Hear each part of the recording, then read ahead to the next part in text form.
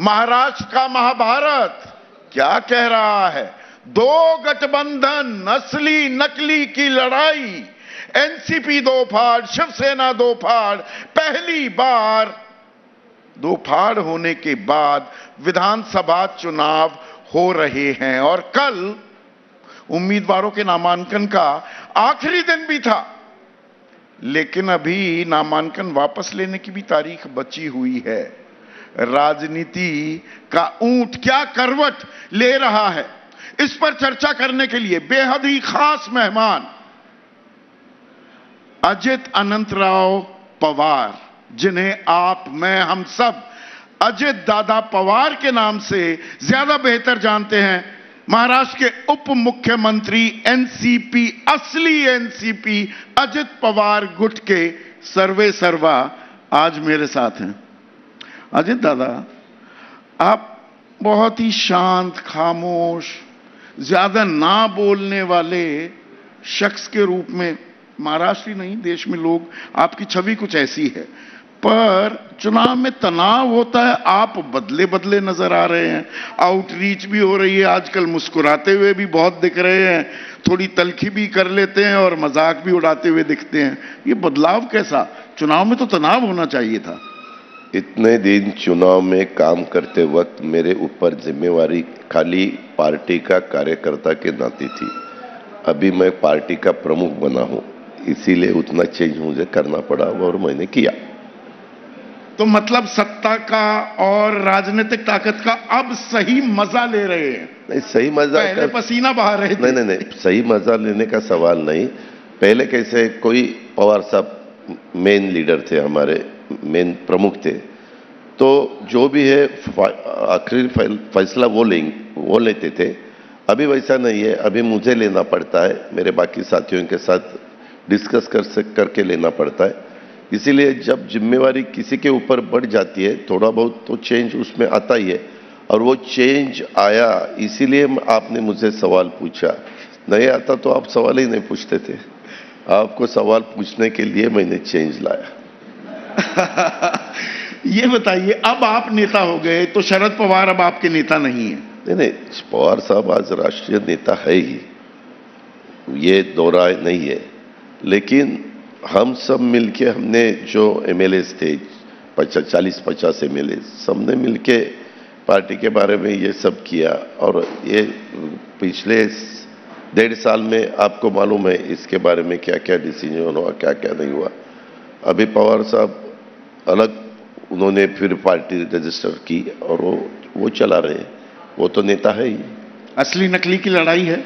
या असली नकली की बिल्कुल नहीं। मैं आपको जिम्मेवारी से के साथ कहता हूं, यह असली नकली की बिल्कुल लड़ाई नहीं है। चाहे शिवसेना हो कि भाई असल वारिस कौन है, एनसीपी की विचारधारा का असली झंडा बरदार कौन है, ये लड़ाई तो है कि नहीं है? नहीं, एक मिनट। हमारे महाराष्ट्र में 1985 के बाद कोई भी एक गवर्नमेंट नहीं रहा। 99 में भी कांग्रेस का गवर्नमेंट आया, पवार साहब भी चीफ मिनिस्टर थे, लेकिन मेरे ख्याल से 10 या 11 इंडिपेंडेंट चुन के आने वाले विधायकों के साथ लिया और गवर्नमेंट बनाया। आप देखो, तब से 90 से आज 2024 है, तो 34 साल हो गए एक पार्टी का गवर्नमेंट। जैसे बाकी जगह आता है, हिमाचल प्रदेश में देखो या हरियाणा में देखो या अलग अलग स्टेट में एक केजरीवाल का आया, पंजाब में आया, दिल्ली में आया। वैसा यहाँ के लोगों बम्पर जी जो स्पष्ट बहुमत, एक तरफ रुख, वो नहीं दिखाया महाराष्ट्र में। एक दफा मुझे ऐसा लग रहा था कि 2014 में जब एक वेव मोदी साहब की आई अपने देश में, तब के बाद 6 महीने के बाद जो चुनाव हुए, उसमें मुझे ऐसा लग रहा था कि इस दफा शायद महाराष्ट्र में वन साइड एक पार्टी जीत के आएगी और गवर्नमेंट बनेगा, लेकिन वैसा नहीं हुआ। तब भी मेरे ख्याल से बीजेपी के 122 ऐसे कुछ आए थे विधायक और शिवसेना उनके साथ गई। तब तो 122 विधायक आते वक्त हम सब देख रहे थे रिजल्ट, और हमारे पार्टी के प्रवक्ता ने डिक्लेयर किया बाहर से हम सपोर्ट कर रहे हैं, बीजेपी को, क्योंकि हम असेंबली यहाँ हो रही है तो किसी का तो गवर्नमेंट होना ही चाहिए, इसीलिए हम उनको सपोर्ट कर रहे हैं, बाहर से सपोर्ट कर रहे हैं, लेकिन उन्होंने गवर्नमेंट बनाना चाहिए और देवेंद्र जी ने गवर्नमेंट बनाया। इस बार क्या होने वाला है? इस बार भी खींचतान मंडी फिर सजेगी या सीधा सीधा? इस बार महायुति बहुमत आने वाला है। महायुति का बहुमत डेफिनेट आ जाएगा। महायुति का बहुमत आ रहा है। यस।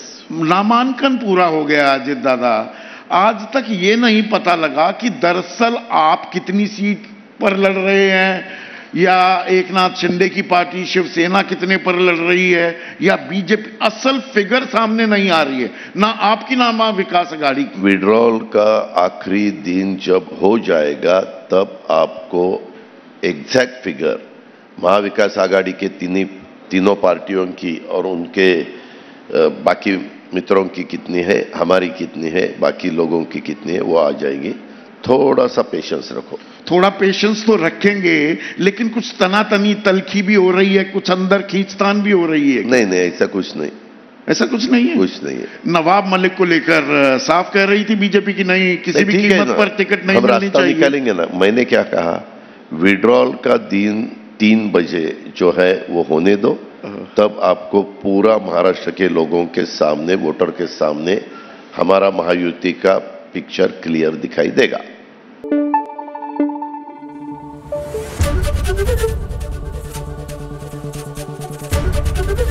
एबीपी न्यूज आपको रखे आगे।